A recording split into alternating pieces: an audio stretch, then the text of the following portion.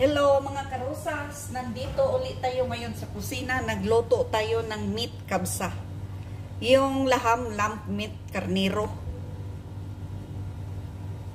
Ayan, ito nilaga muna natin bago natin iluto ang bigas. Nilaga muna natin ang karne. Tapos nilagyan natin ng black lemon. Sinali sa paglaga. Ito, may mga ano tayo. May onion, kailangan malambot ang onion para mabango. May mga garlic, whole garlic, at saka kamatis. Saka may bay leaves. Ito yung bay leaves mga karosas para masarap mabango, mawala yung langsa sa karne. Saka mayroon pa yung mga spices dito. Ito ang nilagay kong spices. Yellow turmeric. At saka may meat spices, may black pepper, saka mayroon pang garlic powder. Saan na ba yung paprika? At saka ang paborito kong spices, isa sa paborito kong spices ang sweet paprika.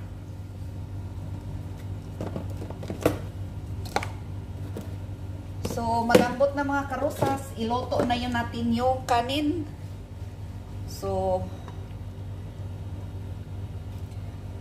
kunin natin yung, alisin natin ito, ilipat natin sa kabila na burner. Tapos, ilagay natin ito, yung ibang kaserol. Tapos, ilagay natin ang bigas, yung nakababad na ito ng 30 minutes para malambot pagluto. Ayan. Para malambot siya. Ganito kung magluto kami dito ng kanin, kailangan ibabad mo muna sa tubig bago lutuin.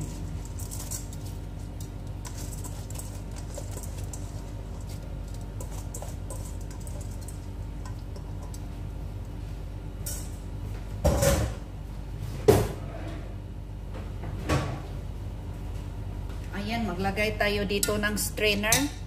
Kasi paglaga ko sa karne, maraming spices. Kailangan natin isala yung mga spices niya para hindi mahalo sa kanin. Ayan. Kayo na lang bahala, tayo na lang bahala kung paano siya tsansahin. I-estimate kung gaano kadami yung tubig.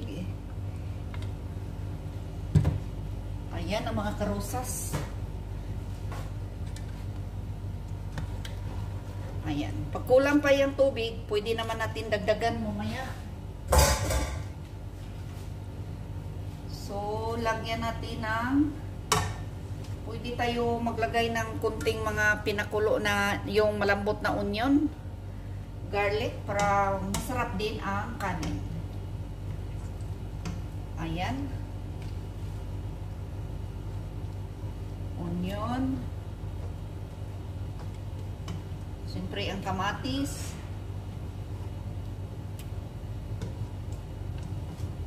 Para mas lalo ding sumarap yung kanin.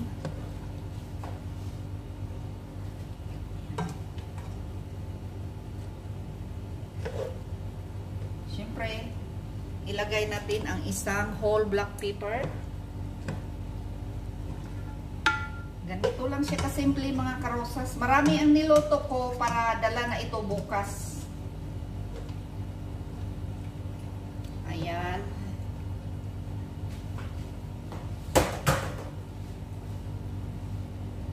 Ganyan lang yan mga karosas. Bali ang kinalabasan dito sa kanin is yellow rice na siya kasi mag-yellow yan dahil sa spices. At saka masarap kasi pagkabsa yellow yung bigas. Without tomato paste yan mga karosas. Wala yung tomato paste. So, pakuluin lang natin.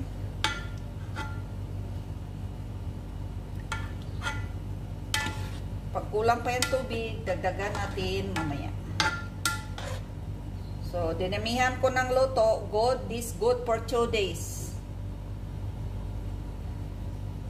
Para bukas hindi na ako magluto kasi maglilinis ako. Masarap ito ng karne mga karusas kasi parang karne na parang karne na baka. Basta basta imported na karni. Imported ito na karni, galing yata ito na Australia, kaya masarap parang karni na baka. Ayan, balikan natin ito mamaya mga karosas pag malapit na maluto.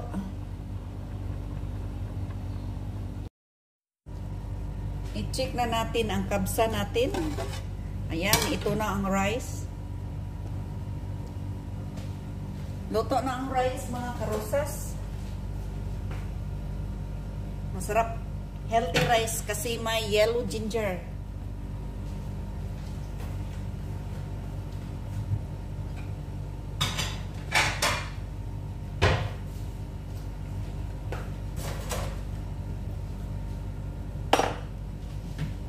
Ayan, ipakita ko sa inyo mga karosas kung paano siya i-serve.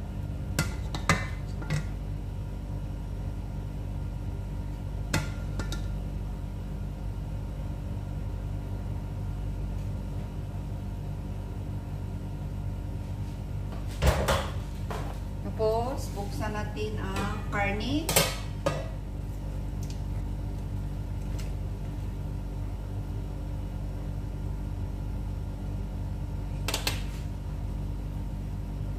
So, ayan, luto na mga karosas. Ready to eat na. Ganito lang mag-serve mga karosas. Dapat yung karne nasa ibabaw sa kanin. Kasi kabsa ito eh.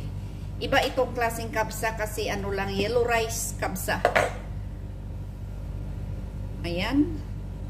Ang sarap nito mga karosas. Sobrang sarap nito. Kahit kanin lang, masarap na siya. So, ayan na mga karosas.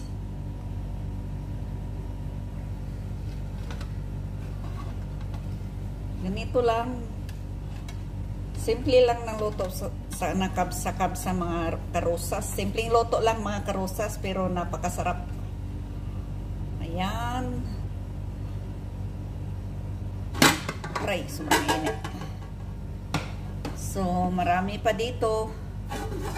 Ayan, marami pang kanin. So, bukas na itong iba. Kaya marami ang niluto ko kasi good for 2 days. 2 araw ito mga karosas.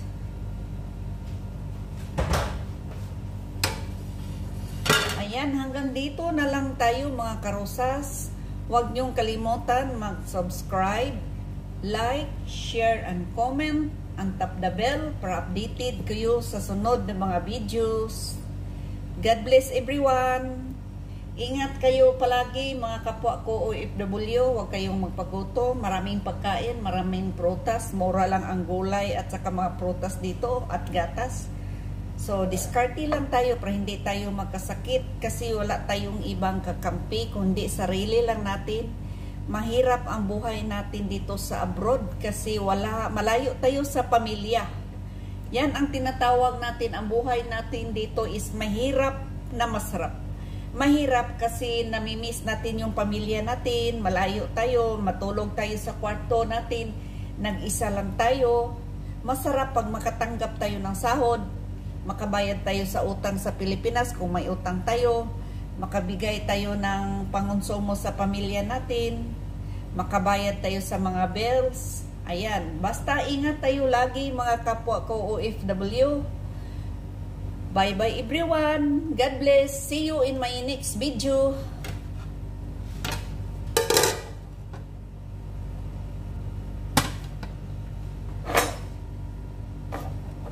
Yan, ito lang.